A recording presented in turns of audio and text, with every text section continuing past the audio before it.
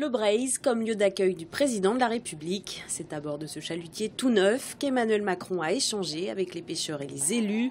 Au menu de leur discussion, notamment une première déception avec la formation du nouveau gouvernement. Depuis, la mer est rattachée à l'écologie et la pêche à l'agriculture. Nous, ce qu'on aimerait bien, c'est d'arrêter d'être baladés de ministère en ministère, nous mettre avec l'agriculture, l'écologie ou autre, quoi. Donc, on aimerait bien vraiment qu'on puisse s'occuper de nous avec un ministère, quoi. Les pêcheurs réclament au président la création d'un haut commissariat à l'économie maritime.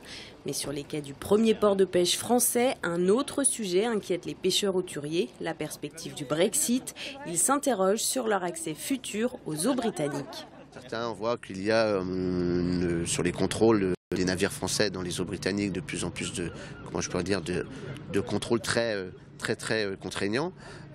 C'est sans doute des prémices. Il y a aussi, on voit bien, des attentes fortes de certains États, autres que la France. Et pour cela, je pense que le président de la République, en ayant mis le président de la région Bretagne, Jean-Yves Le Drian, en charge de l'Europe, je pense qu'il est important qu'il puisse lui donner ce dossier entre les mains pour qu'il puisse s'en saisir et défendre les intérêts au mieux de la pêche en France. Et le premier président de la République à venir au port de Lorient depuis 1985 a écouté ses inquiétudes. Sur le Brexit, on en fera un des critères et un des points de défense de la France.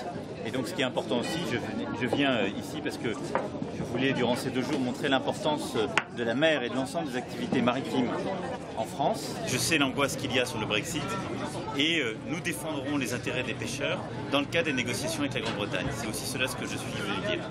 Pour la petite histoire, Loïc Chenet-Girard n'a pu accéder au chalutier Le Breizh. Patience, dans quelques jours, le premier vice-président de la région doit succéder à Jean-Yves Le Drian. Ce dernier doit démissionner de ce mandat ce vendredi et lui laisser la place.